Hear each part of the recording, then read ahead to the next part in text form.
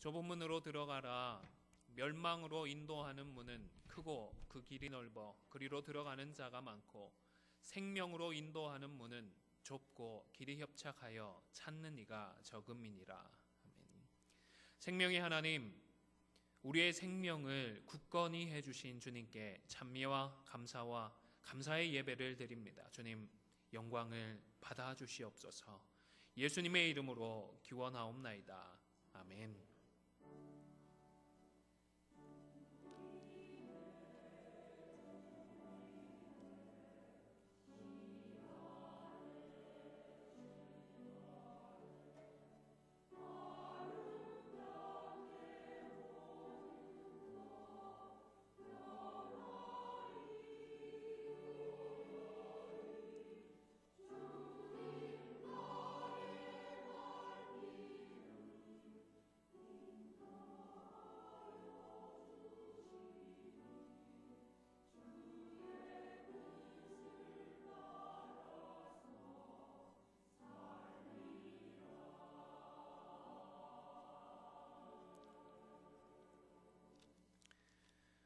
주님, 불평이 많은 우리를 용서하여 주시옵소서.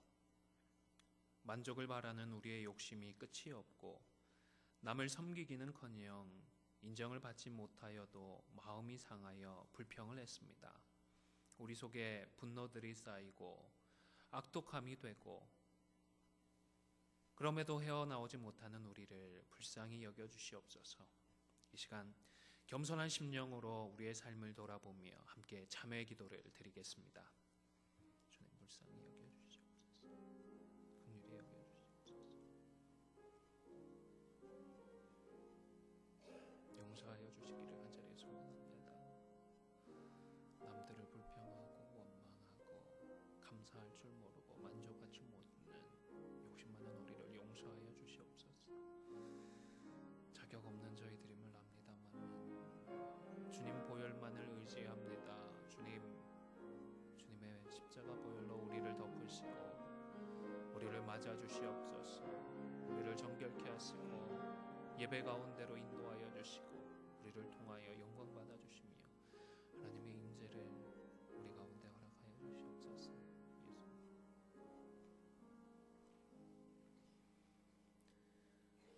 우리가 아직 죄인 되었을 때에 그리스도께서 우리를 위하여 죽으심으로 하나님께서 우리에게 대한 자기의 사랑을 확증하셨느니라. 아멘. 전능하사 천지를 만드신 하나님 아버지를 내가 믿사오며 그 외아들 우리 주 예수 그리스도를 믿사오니 이는 성령으로 잉태하사 동정녀 마리아에게 나시고 본디오 빌라도에게 고난을 받으사 십자가에 못 박혀 죽으시고 장사한 지 사흘 만에 죽은 자 가운데서 다시 살아나시며 하늘에 오르사 전능하신 하나님 우편에 앉아 계시다가 저리로서 산자와 죽은 자를 심판하러 오시리라.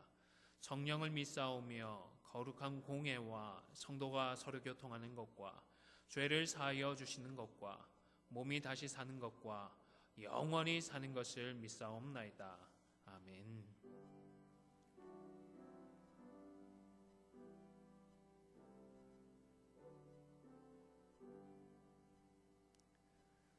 자리에 앉으셔서 교독문 93문 교독하겠습니다.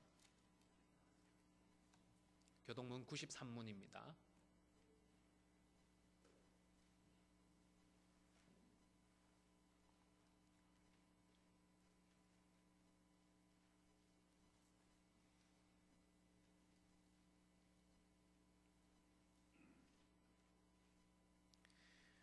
주께서 옛적에 땅의 기초를 놓으셨사오며 하늘도 주의 손으로 지으신 바니이다. 그것들은 다 옷같이 낡으리니 의복같이 바꾸시면 바뀌려니와 너희는 이전 일을 기억하지 말며 옛날 일을 생각하지 말라. 너희는 유혹의 욕심을 따라 썩어져가는 구습을 따르는 옛 사람을 벗어버리고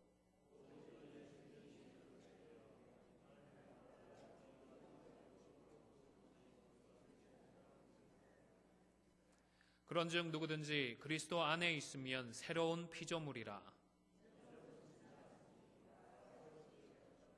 새 계명을 너희에게 주노니 서로 사랑하라. 아멘. 찬송가 32장입니다.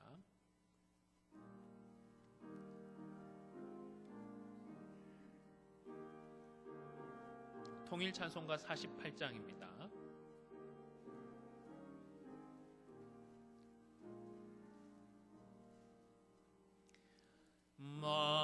만유의 주제 존귀하신 예수 사람이 되신 하나님 나 사모하여 영원히 섬길 내 영광 되신 주로다.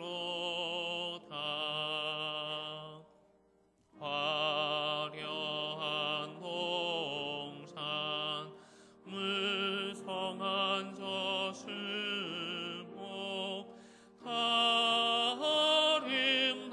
아름답고 묘하나 순전한 예수 더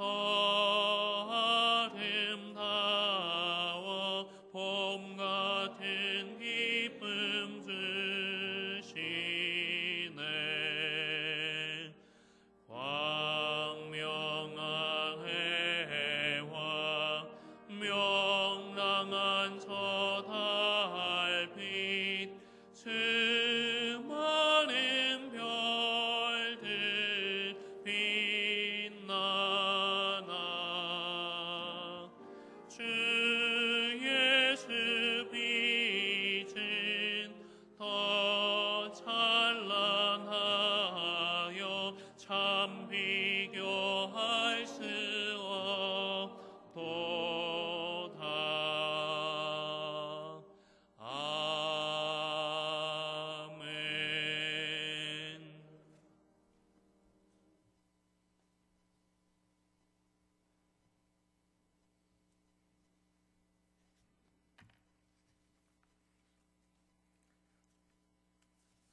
아멘. 기도하시겠습니다. 사랑과 은혜가 충만하신 하나님 아버지께 경배와 감사를 드립니다.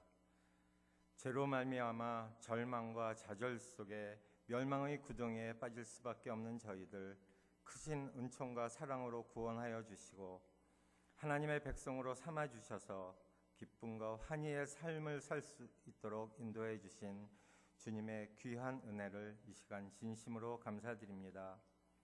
지난 한 해도 저희를 지켜주셔서 은혜와 사랑 안에 거하게 하시고 2018년 새해를 맞이하여 첫 예배를 드릴 수 있도록 인도하여 주셔서 감사드립니다. 주께서는 이렇게 저희를 사랑하셔서 하루하루를 은혜 안에 지내게 해주셨지만 저희는 주님의 귀한 사랑을 깨닫지 못하고 주님의 말씀대로 살지 못하고 죄 속에 빠져 보낸 못난 죄인들입니다. 주님 용서하여 주시옵소서. 주님 말로는 주님의 말씀을 따른다 하면서 실제로는 세상의 이치를 따지며 재물을 탐하며 살았습니다. 주님의 구속의 은혜보다 물질의 풍요함에 더 신경을 쓰고 세상과 적당히 타협하며 지났던 한 해를 돌아봅니다.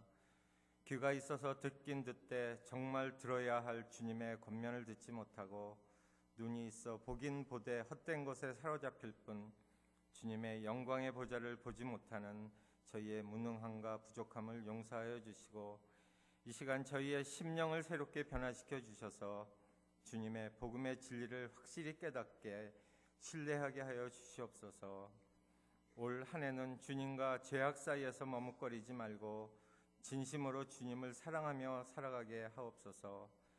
자비로우신 하나님 아버지, 저희는 부족하고 어리석으며 죄의 유혹에 너무도 약하여 늘 넘어지고 실족할 수밖에 없사오니 주님의 영으로 저희를 감싸주시어 새 힘을 얻게 하시며 모든 불의와 악을 능히 물리치게 하옵소서. 이곳에 안디옥 교회를 세우신 주님, 오늘까지 함께하여 주셔서 이끌어 주심을 믿고 감사드립니다.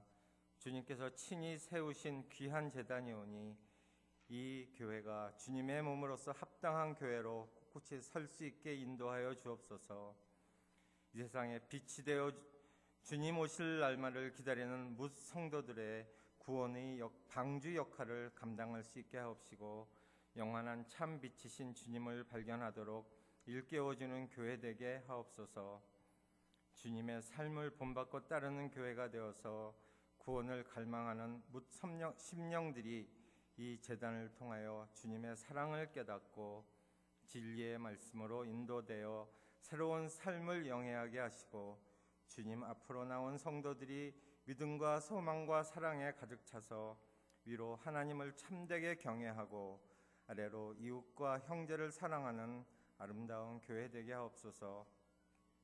무엇보다도 은혜를 사모하며 모인 심령들, 이 제단을 통하여 주시는 하나님의 은혜의 말씀으로 배불리 먹고 시들어가는 심령이 새롭게 소생함을 받으며 주님께서 주시는 놀라운 능력에 힘입어 이 세상을 믿음으로 헤치고 나아가 승리하게 하옵소서.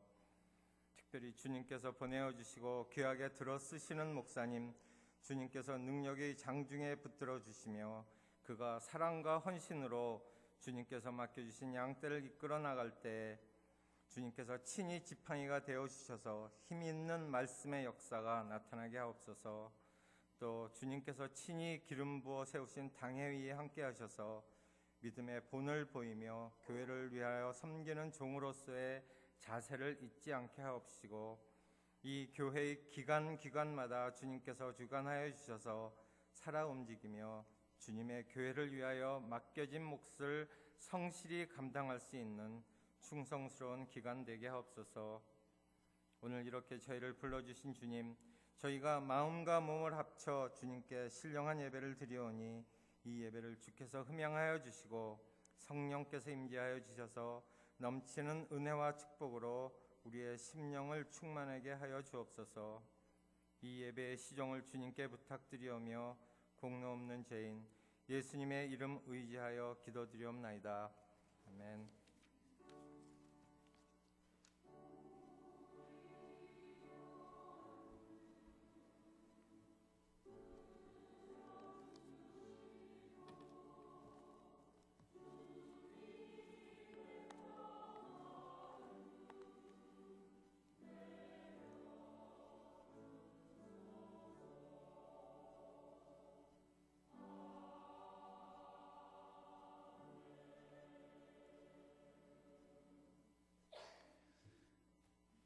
신약성경 요한계시록 12장 7절에서 12절까지의 말씀입니다. 신약성경 410면입니다. 요한계시록 12장 7절에서 12절까지의 말씀.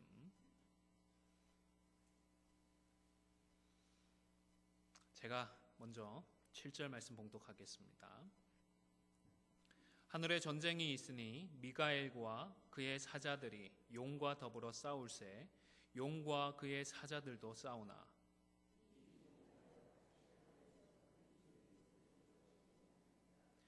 큰 용이 내쫓기니 옛 뱀 곧 마귀라고 하고 사탄이라고도 하며 온 천하를 꾀하는 자라. 그가 땅으로 내쫓기니 그의 사자들과 그와 함께 내쫓기니라.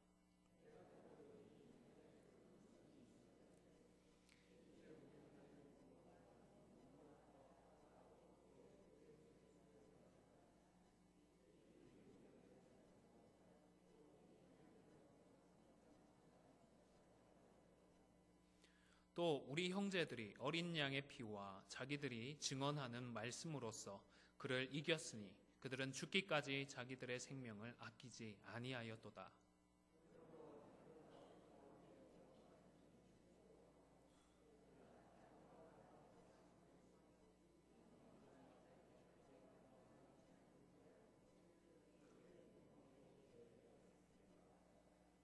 아멘.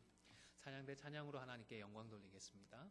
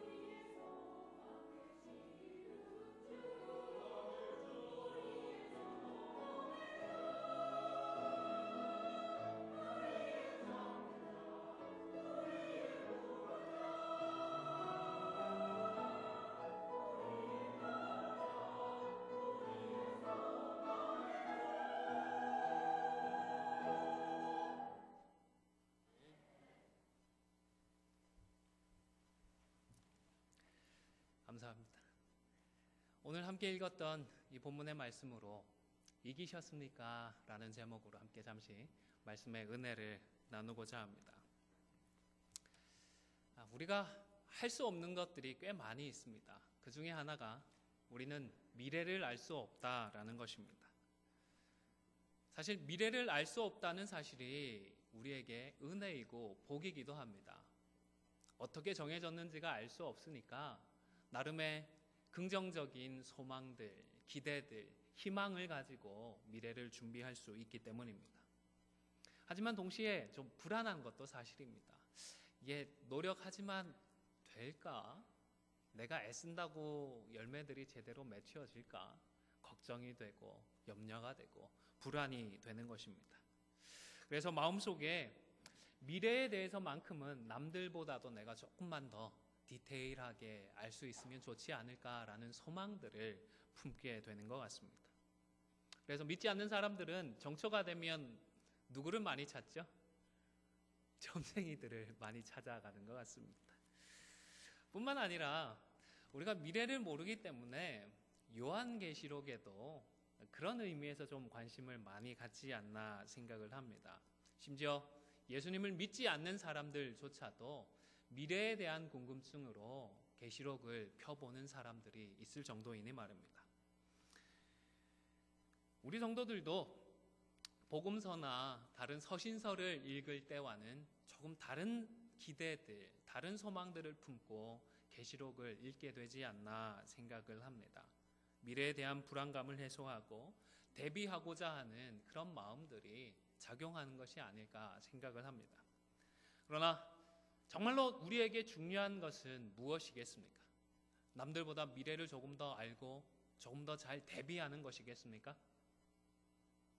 우리에게 정말 중요한 것은 예수 그리스도입니다. 예수 그리스도의 십자가입니다. 미래를 좀 더 아는 사람이 구원을 받는 것이 아니기 때문입니다. 십자가 없이는 그 어떤 준비를 해도 하나님의 심판을, 주님 다시 오실 때에 준비되어 있는 그 심판을 피할 수 없기 때문입니다. 오직 예수 그리스도를 구주로 믿는 사람만이 구원을 받습니다. 제가 옛날에 여담으로 들었던 이야기가 있습니다. 우리 성도들은 666이니 짐승의 편이 휴거니 하는 것들은 걱정할 필요가 없다. 신경 쓰지 마라. 우리 성도들은 그냥 갯돈만 좀 신경 쓰면 된다라는 얘기를 들었습니다. 그때 한국의 강남에 100억짜리 개가 있었는데요. 개주가 도주를 잠적하는 바람에 강남에 있던 교회 성도들도 여러 명 시험이 들었다고 들었습니다. 계시록 얘기하고 짐승의 편이 휴거니 얘기하다가 왜 갑자기 갯돈을 얘기하나 하실 텐데, 계시록을 보면 아마 갯돈 때문에 큰 일이 난다고 그러죠. 이해가 안 되십니까? 아마 갯돈에서 큰 일이 일어난다는 것을 이렇게 농담을 했었습니다. 계시록을 주신 의도와 목적을 우리가 잘 이해하면서 계시록을 읽어야 합니다. 어느 한 가정에서 가정 예배를 자녀들과 한글 성경을 읽으면서 예배를 드렸습니다. 아무래도 미국에서 사니까 한글이 어숙하기 마련인데 그래도 좀 한글까지 깨우쳐줬으면 하는 마음으로 한글 성경을 같이 읽는데, 한 번은 그 집 아이가 이렇게 성경을 읽었습니다. 원래 성경에 내 부모를 어떻게 하라고 쓰여 있죠? 공경하라. 나름 걔는 최선을 다해서 읽는다고 읽었는데 내 부모를 공격하라고 읽었다고 합니다. 성경을 읽어도 제대로 잘 읽어야 합니다. 이해는 하지만, 최선을 다했지만 그래도 우리가 주신 의도대로 목적대로 성경을 읽어야 하는 것입니다. 요한계시록 1장 1절에 보면 계시록을 우리에게 주신 이유와 목적이 분명히 드러나 있습니다. 화면을 참고하시면서 계시록 1장 1절을 함께 읽도록 하겠습니다. 시작. 예수 그리스도의 계시라. 이는 하나님이 그에게 주사 반드시 속히 일어날 일들을 그 종들에게 보이시려고 그의 천사를 그 종 요한에게 보내어 알게 하신 것이라. 요한계시록이 어떤 일을 기록한 것이라고요? 반드시 속히 일어날 일. 반드시 천천히 나중에 먼 미래에 일어날 일이 아니라 속히 일어날 일을, 그리고 또 누구에게 보여주시겠다고요? 그 종들에게 보여주시기 위해서 주신 말씀입니다. 다시 말해서 요한계시록은 다른 성경들처럼 첫 번째 독자가 누구인지 명확하게 준비되어 있었던 것입니다. 구약 성경에 보면 예수님과 예수님의 초림에 대해 많은 예언들이 있습니다. 그런데 이 예언들이 포함되어 있는 구약의 말씀들도 분명히 첫 번째 독자들이 있었습니다. 그리고 그 첫 번째 독자들에게 주시는 하나님의 메시지가 분명하게 따로 있었습니다. 임마누엘이 좋은 예일 것 같습니다. 누가 임마누엘이죠? 네, 감사합니다. 예수님이 임마누엘이십니다. 그런데 예수님만 임마누엘은 아닙니다. 하나님께서 선지자 이사야를 통해서 아하스 왕에게 징조로서 말씀하셨던 그 첫 번째 임마누엘이 있었습니다. 그 당시 처녀였거나 아니면 아직 자녀를 낳지 못했던 젊은 왕비 중에서 장차 아들을 낳게 될 것인데 그 이름을 임마누엘이라고 짓고 하나님께서 유다 가운데에 주실 약속의 징표로 삼으라고 하셨던 것입니다. 그런데 이후 성경의 역사를 통하여서 점진적으로 그 의미들이 구체화되었습니다. 결국 마태는 이 임마누엘이 바로 예수 그리스도, 동정녀의 몸을 통해서 이 땅에 오신 예수 그리스도다라는 사실을 분명히 했던 것입니다. 잠시 지금까지의 내용을 정리하겠습니다. 이사야서의 모든 내용들이 예수님에 대한 예언이 아닙니다. 1차적으로는 선지자 당대의 유다를 향한 교훈이었습니다. 메시지였습니다. 그런데 그 중에는 예수 그리스도를 예언하는 말씀들도 분명히 포함되어 있었습니다. 그리고 세 번째로 오늘날 예수 그리스도를 주로 믿고 살아가는 여러분에게, 저에게 주시는 메시지가 거기에도 포함이 되어 있는 것입니다. 그렇기 때문에 과거와 현재를 살아가는 우리 모두에게 주시는 살아있는 하나님의 말씀인 것입니다. 요한계시록도 마찬가지입니다. 요한계시록은 요한 사도가 소아시아에 있는 7교회를 향해서 보낸 편지입니다. 지금의 터키 지역으로 알려져 있습니다. 그 당시 터키 지역에는, 이 소아시아 지역에는 교회가 굉장히 부흥을 했습니다. 그런데 로마의 황제가 황제 숭배를 이유로 해서 교회를 핍박하기 시작했습니다. 한 분 하나님만을 신앙하고 하나님만을 경배하는 기독교 신자들을 인정하지 않고 핍박하기 시작했던 것입니다. 이와 같이 힘들고 어려운 현실들 앞에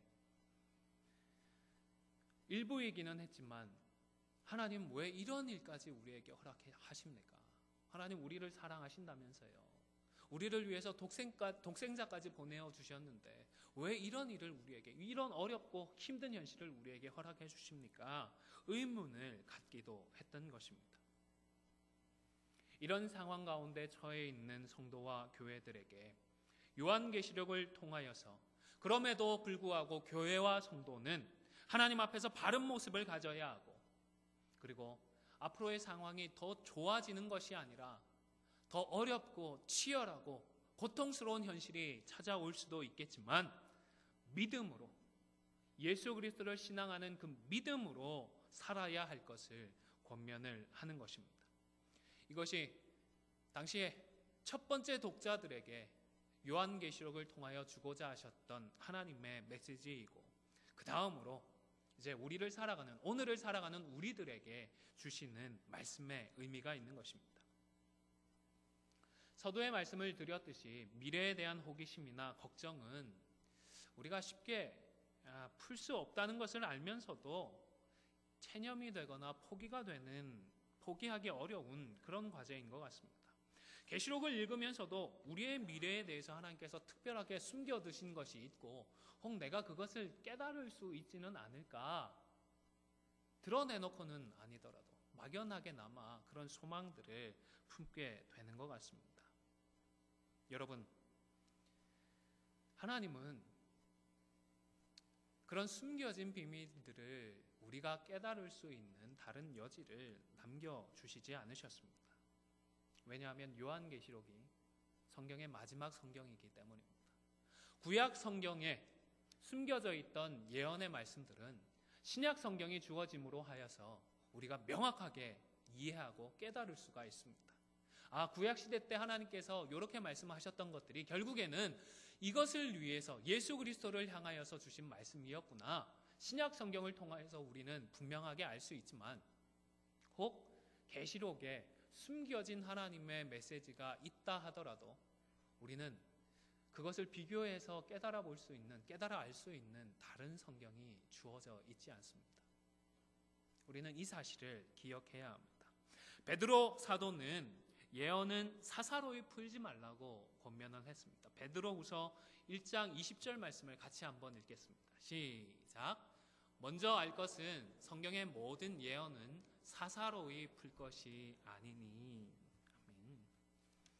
개인적으로 사사로이 풀 것이 아니라는 말씀은 앞서 말씀드린 것처럼 성경의 다른 구절들을 참고로 해서 분명하게 그 뜻을 확인해야 한다는 의미라고 저는 믿습니다. 자, 이제 오늘 본문으로 돌아가 보도록 하겠습니다. 오늘 본문에는 한 전쟁에 대한 묘사가 기록이 되어 있습니다. 전쟁은 전쟁인데 어디에서 일어났던 전쟁이죠? 네, 하늘에서 일어난 전쟁입니다. 이 하늘은 우리가 눈으로 보는 저기 위에 있는 그런 하늘은 아닙니다. 천사와 같이 영적인 존재들이 존재하는 그런 영역을 의미하는 것 같습니다. 그런데 바로 이곳에서 큰 전쟁이 일어났습니다. 미가엘을 위시로 한 한쪽의 그룹이 있고 그리고 옛뱀이나 용으로 표현되는 또 다른 한 세력이 있었습니다. 그리고 양쪽이 치열하게 싸웠는데 용과 그를 추종하는 세력들이 이기지 못하고 그만 땅으로 내어 쫓기고 말았습니다. 그런데 여러분 이 내용을요 전쟁 기자가 자신의 눈으로 직접 목격했던 전쟁의 참상을 글로 생생하게 표현하는 그런 신문 기사 정도로 생각을 하시면 무리가 있습니다. 요한계시록이 기록된 장르가 묵시라고 하는 문학적인 장르를 사용했기 때문입니다. 묵시문학이라고 하는 것은 신약 성경이 주어지기 전부터 해서 주후 한 100년 정도까지 유대 사회에서 굉장히 유행했던 문학 장르입니다. 그 시기에 더 이상 하나님의 말씀이 주어지지 않았습니다. 말라기를 끝으로 해서 더 이상 하나님의 말씀이 주어지지 않았는데 그들의 현실이 녹록지 않다 보니 나름 문학 작품을 통하여서 서로를 위로하고 격려했습니다. 영웅적인 이야기들, 상상 속에나 있을 법한 그런 그럴듯한 이야기를 통하여서 신앙인들을 격려하고 위로하고자 했다는 것입니다. 아마 오늘날로 하면 SF 영화 정도를 생각하시면 어떨까 싶습니다. 작년에는 그래도 제가 좀 여유가 있어서 한국 드라마를 하나 인상적으로 봤었는데요. 제목이 도깨비였습니다. 혹시 보신 분이 계실지 모르겠는데요. 도깨비에 묘사된 내용들이 정말로 생생하고 자연스럽고 그럴듯하게 보였는데 그게 사실인가요? 사실이 아닌가요? 사실이 아닙니다. 그냥 허구적인 이야기입니다. 그냥 그 드라마나 영화를 통하여 전달하고자 하는 메시지나 감동이 중요한 것이지 우리가 TV를 통하여서 극장의 화면을 통하여서 직접 봤던 그 내용들 자체가 중요한 것이 아닌 것입니다. 계시록 12장의 이 전쟁도 미가엘과 그리고 옛뱀의 싸움이라고 하는 그런 이미지에 익숙한 성도들에게 사용을 했던 이미지입니다.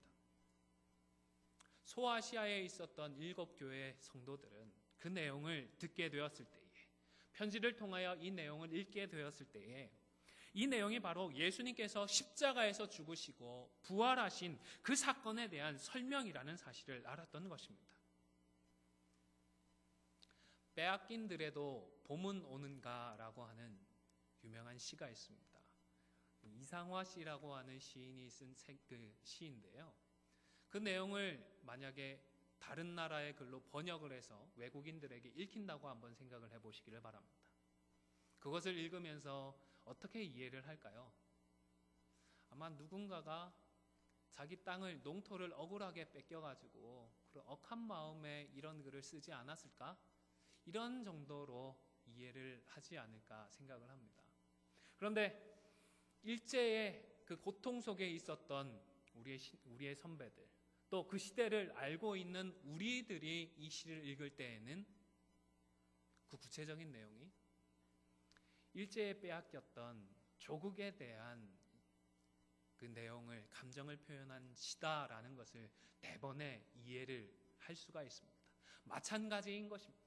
계시록에 표현되어 있는 이 문학적인 이미지들은 뭔가 특별한 미래에 있을 신기한 내용을 미리 알려주시는 것이 아니라 사실은 그 시대 초대교회 성도들에게 예수 그리스도의 십자가와 그 부활을 통하여서 영적인 전쟁이 있었고 우리 주님께서 승리하셨고 사단 마귀는 그만 모든 권세를 상실하고 말았다, 잃고 말았다는 사실을 말씀해 주시는 것입니다.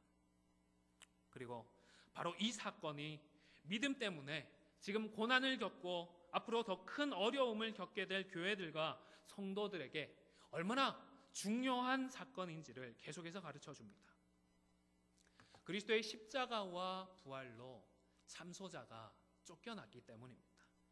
우리 읽었던 본문으로 돌아가서 10절 말씀을 같이 다시 읽도록 하겠습니다. 12장 10절 말씀입니다. 시작. 내가 또 들으니 하늘에 큰 음성이 있어 이르되 이제 우리 하나님의 구원과 능력과 나라와 또 그의 그리스도의 권세가 나타났으니 우리 형제들을 참소하던 자 곧 우리 하나님 앞에서 밤낮 참소하던 자가 쫓겨났고. 아멘. 이 전쟁의 승리가 어떻게 해서 성취가 되었습니까? 성도들이 싸운 것이 아닙니다. 다른 누군가가 이루어 놓은 것이 아닙니다. 그것은 바로 하나님의 구원, 하나님의 능력, 그리고 하나님의 나라와 우리 예수 그리스도의 권세로 이루어진 승리라는 것입니다. 이것은 바로 십자가와 부활을 의미합니다. 하나님 앞에서 우리 성도들을, 바로 저와 여러분들을 참소하던 그 사탄 마귀가 십자가와 부활 때문에 자신의 모든 권세를 이제는 잃어버리고 쫓겨나고 말았다는 것입니다. 고난 중에 있는 성도는, 어려움 가운데 있는 성도는 우리를 참소하고 우리를 대적하고 우리를 힘들게 하는 사단 마귀가 우리 주님으로 말미암아 자신의 모든 권세를 잃어버리고 쫓겨나고 말았다는 이 사실 덕분에 낙담하지 않을 수가 있는 것입니다. 절망하고 포기하지 않을 수가 있는 것입니다. 일곱 교회와 그때의 성도들뿐만 아니라 오늘을 살아가는 우리들도 믿음 때문에 고난을 당하고 핍박을 받고 시련을 받습니다. 믿지 않는 사람들에게 오해를 받기도 합니다. 또 의도하지 않게 내가 그만 다른 성도들을 힘들게 만들기도 합니다. 영적인 슬럼프에 빠지기도 하고 구원의 확신이 흔들리거나 믿음이 약해지기도 합니다. 이 모든 것은요, 하나님을 대적하는 사단 마귀가 쫓겨나서 이제 자기의 때가 얼마 남지 않은 줄을 알고 분을 내며 우리 가운데에 와서 벌이고 있는 일들입니다. 속된 말로 깽판이라고 그러죠. 마지막 발악을 하고 있는 것입니다. 단순히 우리가 부족하고 우리가 뭐가 나서가 아닙니다. 우리가 부족하지 않다는 말도 아니고 우리가 모나지 않다는 말도 결코 아닙니다. 우리가 부족하고 우리가 뭐가 나 있다는 것은 사실인데 이것들을 가지고 우리를 충동질하고 부정적으로 해석을 하고 우리 가운데 쓴뿌리를 만들어내고 믿음의 자리에서 멀어지게 만드는 것은 사단 마귀의 농간이라는 사실을 기억해야 하는 것입니다. 잘 따지고 생각을 해보시기를 바랍니다. 하나님은 우리를 사랑해 주신 것밖에 없습니다. 우리를 사랑하신 하나님은 독생자를 내어주시기만 하셨습니다. 예수님은 우리를 사랑하셔서 십자가를 짊어지기만 하셨습니다. 그리고 우리를 사랑하셔서 지금까지도 참고 또 참고 인내하고 기다려 주고 계십니다. 우리가 힘들고 우리가 화가 나고 우리가 낙담하고 우리를 실족하게 만드는 것들은 이런 하나님이 아니셨습니다. 하나님이 아니라 우리가 겪고 우리가 초래하고 우리가 만들어내는 일들입니다. 나를 비롯한 연약하고 악한 우리 사람들 때문입니다. 그런데 이런 일들로 말미암아 우리는 하나님을 원망합니다. 하나님께 불평을 토합니다. 이런 일을 겪고 하나님을 만나고 하나님을 찾아야 하는 그런 자리를 박차고 나가버리게 됩니다. 교회를 떠나버립니다. 왜 그럴까요? 우리가 왜 이래야 한다고 생각을 하게 될까요? 크게 분노하고 있는 사탄 마귀가 그 모든 일들의 이면에서 우리의 마음을 충동질하고 우리를 미혹해 하고 우리를 넘어지게 만들고 있다는 사실을 우리는 기억해야 하는 것입니다. 우리는 사람이 아니라 사단 마귀와 싸워야 합니다. 사람이 아닙니다. 나를 속상해 만들고 나를 힘들게 만드는 사람이 아니라 그런 사람을 통하여 나를 흔들어 놓으려고 하는 사단 마귀와 싸워야 하는 것입니다. 아이고 목사님, 눈에 보이지도 않는 마귀의 그 마귀의 계기를 내가 어떻게 분별하고 또 내가 어떻게 싸웁니까? 정말로 영적인 존재와 내가 싸울 수 있습니까? 아마 이런 종류의 걱정이나 염려가 되실 줄로 압니다. 그러나 이런 걱정은 하지 말라고 오늘 사도 요한은 계시록을 기록하고 있는 것입니다. 왜냐하면 하나님의 권세, 하나님의 구원, 하나님의 나라와 그리고 예수 그리스도의 권세로 사단 마귀는 이미 쫓겨나 있기 때문입니다. 우리가 조금만 더 버티기만 하면 완전히 끝나는 싸움이라는 것입니다. 우리가 싸워서 이기라는 것이 아니라 너희는 말씀으로 인내하고 버티라는 것입니다. 다만 완전히 마무리되지 않았기 때문에 완전히 마무리될 그날까지 잘 말씀으로 믿음으로 버티자는 것입니다. 이 결정적인 싸움 이전에 원래 사단은 참소자였습니다. 하나님 앞에 나아가 우리를 참소하였습니다. 욥의 경우를 알면 쉽게 이해가 되실 것 같습니다. 그는 당대의 의인으로 불릴 만한 사람이었습니다. 하지만 사단은 하나님께 나아가서 그가 하나님께서 주신 축복들 때문에 하나님 앞에 의롭게 행하고 있다라며 모함을 했습니다. 사단은 지금도 하나님 앞에서 저와 여러분을 우리의 흠을 잡고 참소하고자 하는 것입니다. 아마 그런데 이 결정적인 싸움 이후로 더 이상 사단은 이 일을 제대로 할 수 없게 되었던 것 같습니다. 그래서 예수 그리스도의 십자가와 부활 사건 이후에는 전략을 새롭게 세운 것이 아닌가 싶습니다. 직접 하나님을 대접하고 우리 성도들을 참소하는 것이 아니라 성도들을 미혹하고 유혹하여서 사람들로 하여금 하나님을 대적하게 만드는 것이 아닌가 싶습니다. 사단은 우리의 삶의 어려움을 통하여 우리가 하나님을 대적하도록 미혹할 수 있습니다. 경제적인 어려움이나 육체의 질병을 통하여 우리를 미혹할 수도 있습니다. 가정의 우환이나 회사의 어려운 일들, 교회의 문제들을 가지고 우리를 하나님을 대적하도록 충동질할 수도 있습니다. 이런 어려움들을 보면서 우리를 향한 하나님의 사랑을 의심하게 만들고자 하는 것입니다. 우리의 문제조차 해결해 주지 못하는 무능한 하나님으로 오해하게 만들고자 하는 것입니다. 교회로 모여서 사람 냄새만 풀풀 나는 이 사람들만 생각을 하고 우리를 위해서 죽기까지 하시는 그 하나님을, 하나님의 사랑은 생각하지 못하게 만드는 것입니다. 또 거짓된 가르침으로 우리를 미혹할 수도 있습니다. 성경이 오류투성이라든지 성경의 가르침대로는 우리가 살아갈 수가 없다라고 미혹을 하는 것입니다. 이런 의혹들, 의심들, 미혹들 들 수는 있다 싶습니다. 우리의 생각, 우리의 마음대로 어떻게 할 수가 없기 때문입니다. 생각이나 감정 대부분은 솔직합니다. 또한 미혹을 받기만 하는 것이 아니라 부분적으로 실패하고 때때로 넘어질 수도 있습니다. 그러나 여러분, 우리 주님께서 이미 승리하신 싸움입니다. 어떻게 하자고요? 버티자고요. 싸워서 이겨야 하는 것이 아니라 이미 승리한 싸움이기 때문에 버티고 참고 인내하면 되는 것입니다. 뒤돌아서서 돌아가는 것이 아니라 넓은 길로 옮겨 타는 것이 아니라 이 좁은 길을 끝까지 인내함으로 완주해야 하는 것입니다. 이런 미혹이 거세지면 거세질수록 우리가 더 소중히 여기고 끝까지 지켜야 하는 것이 분명하게 있습니다. 어린 양의 피와 증언하는 그 말씀입니다.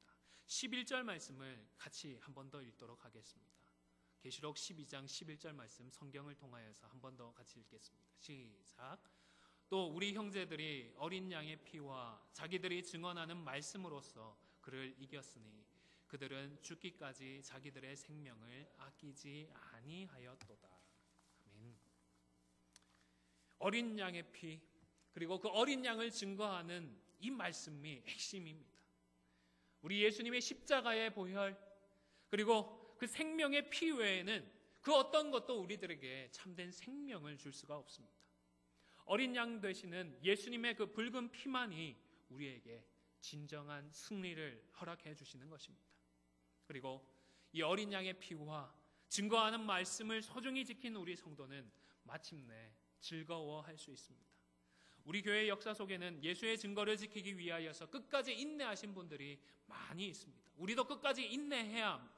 그리고 심지어 죽기까지 충성하셨던 분들도 많이 있습니다. 이 모든 분들을 향하여서 사도 요한은 오늘 즐거워하라고 말씀을 합니다. 즐거워하라고 말씀을 하는 것입니다. 아시아의 7교회와 성도들에게 수많은 고통과 시련과 역경과 괴로움이 있는데 그것을 알면서도 즐거워하라고 말씀을 합니다. 어떻게 즐거워할 수 있겠습니까? 어떻게 기뻐할 수가 있겠습니까? 앞으로 지금보다도 더 어려운 현실들이 기다리고 있는데 도대체 어떻게 즐거워하고 기뻐할 수가 있다는 말입니까? 이미 믿음을 지키다가 죽고 말았는데 또 어떻게 더 즐거워할 수가 있습니까? 그것은 주님만 이기신 것이 아니라 믿음의 사람들 역시 이미 승리했기 때문입니다. 이미 이겼기 때문입니다. 11절 말씀을 우리가 읽었던 것처럼 여러 형제가 이미 이겼다, 앞으로 이길 것이다 라는 말씀이 아니라 이미 너희는 이겼다라는 사실을 분명히 선언하고 있는 것입니다. 예수님만 이긴 것이 아니라 어린 양의 피와 증언하는 말씀을 통하여서 우리 모든 믿음의 형제와 자매들 또한 이겼다는 것입니다. 비록 마지막 발악을 하는 사단마귀 때문에 순교를 당하는 일까지 생기기도 하지만 그럼에도 불구하고 실패하고 그럼에도 불구하고 더 이상 어찌할 수 없는 것이 아니라 이겼다라는 것입니다. 여러분, 교회의 분위기, 교회의 규모, 교회의 재정 상태 같은 것으로 우리가 이기는 것이 아닙니다. 우리가 이 땅에서 성취해 놓은 것들, 물질적인 부, 또 잘 장성한 자녀들, 그런 것들로 우리가 이기는 것이 아닙니다. 여러분은 승리자이십니까? 패배자이십니까? 아멘. 감사합니다. 우리 안디옥 교회는 이겼을까요? 졌을까요? 아멘. 이겼습니다. 왜입니까? 어린 양의 피, 그리고 그를 증거하는 말씀들이 우리에게 있기 때문입니다. 여러분의 마음을 어린 양의 보혈의 피로 적셔 놓으셨습니까? 여러분의 생각을 그분을 증언하는 살아있는 말씀으로 채워 놓으셨습니까? 우리의 마음과 생각에서 어린 양의 보혈과 그 증언하는 말씀이 분명하다면 우리 모두는 승리자인 것입니다. 새롭게 시작하는 2018년에 어린 양의 보혈과 증언하는 그 말씀으로 마침내 승리하고 즐거워하는 저와 여러분이 다 되시기를 주님의 이름으로 축원을 드립니다. 우리 함께 찬송가 288장 찬송하도록 하겠습니다. 통일 찬송가 204장입니다.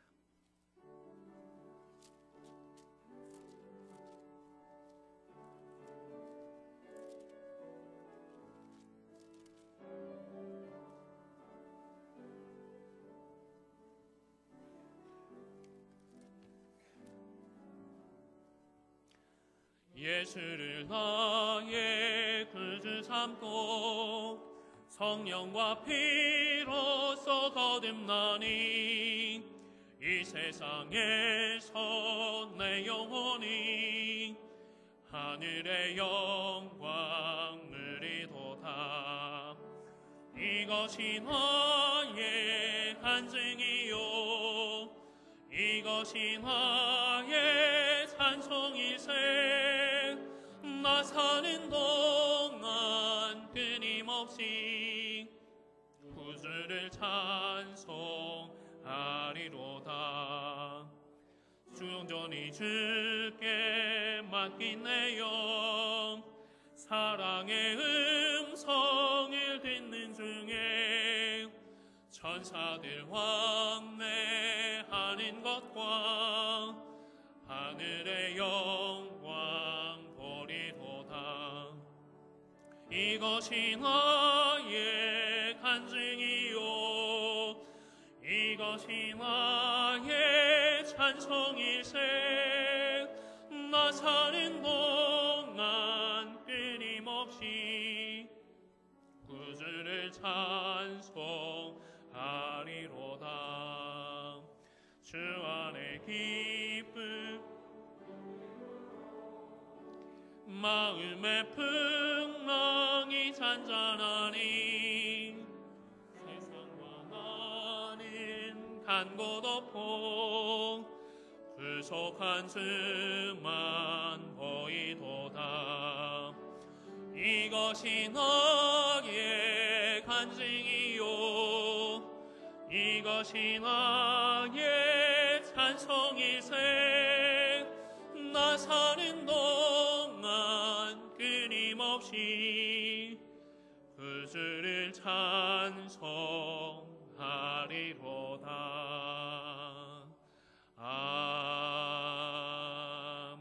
아멘.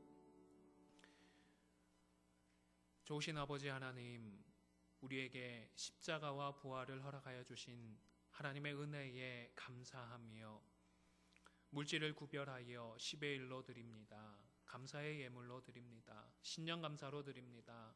선교 헌금으로 드립니다. 주일 헌금으로 드립니다. 주님, 기뻐 받아 주시옵소서.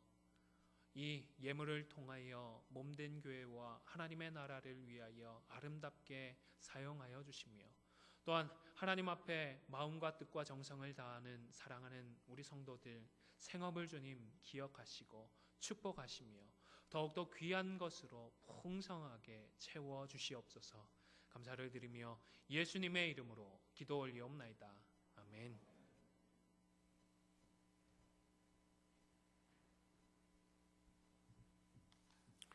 네, 오늘 함께 하신 분들 주님의 이름으로 환영하고 주님의 이름으로 축복을 드립니다. 우리 오랜만에 박일민 집사님 함께 예배에 참석해 주셨습니다. 환영의 박수 해주시기 바랍니다. 반갑습니다. 감사합니다. 네, 이 시간에 우리 재직 2018년 재직 임명하도록 하겠습니다. 요람 받으신 분들은 12쪽, 13쪽을 보시면 올해 서리 집사님들 그리고 각 부서의 임원들과 부원들이 이렇게 기록이 되어 있습니다. 그 내용대로 이제 올 한 해 재직들로 여러 봉사자들로 임명을 하도록 하겠습니다. 위에서 기도해 주시고 또 내가 섬겨야 할 부분에서 기쁨으로 즐거움으로 동참해 주셔서 우리 교회를 아름답고 건강하게 세워나가는 한 해가 될 수 있기를 간절히 소원합니다. 제가 한 번 더 기도하도록 하겠습니다. 참 좋으신 아버지 하나님, 하나님 앞에 소원을 품고 또 저희들 소망하며 서리 집사로 또 각 부서와 기관의 임원들과 부원들로 저희들 사람을 세웁니다. 사람들이 세우지만 주님께서 안수하여 주시고 주신 귀한 사명들 감당할 수 있도록 능력을 더하여 주십시오. 은사를 채워 주시옵소서. 무엇보다 주님 함께하여 역사하여 주시옵소서. 감사를 드리며 예수님의 이름으로 기도 올려옵나이다. 아멘. 오늘 오후 2시에 사랑방에서 예결산위원회 모이도록 하겠습니다. 우리 예결산위원 되시는 분들 잊지 마시고 참석해 주시기를 바랍니다. 그리고 선교부 모임이 1시 반에 사랑방에서 먼저 모이도록 하겠습니다. 우리 2018년 선교부원들 함께 꼭 모여 주시기를 바랍니다. 그리고 다음 주에는 재직회가 있고요. 그리고 오후 시간에 저희들 함께 합심해서 산상기도회로 시간을 갖고자 합니다. 오늘까지 좀 참석하실 수 있는 분들 참석 여부를 알려주시면 저희들 기도원 측에 저녁 식사 얼마나 준비하셔야 될지 알려드려야 되기 때문에 참석하실 수 있는 분들은 오늘까지 좀 알려주시면 도움이 되겠습니다. 참석할 때에 1인당 20불씩 참가 비용이 있습니다. 기억해 주시고요.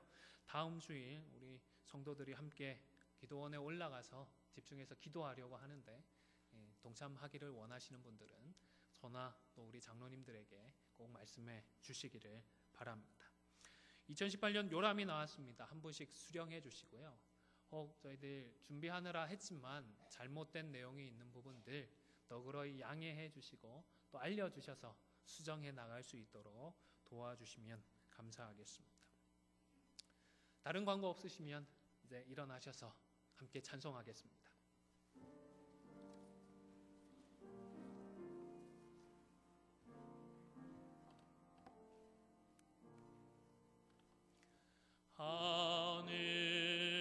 하늘에 계신 아버지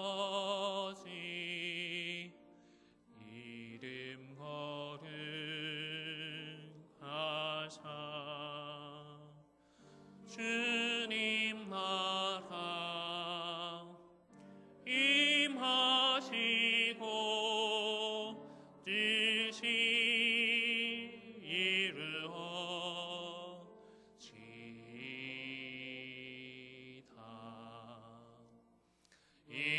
일용할 양식 주시고 우리들의 큰 죄 다 용서하옵시고 또 시험에 들게 마시고 악에서 구원하소서. 내게 수행하라 주의 권세 주의 영광 영원히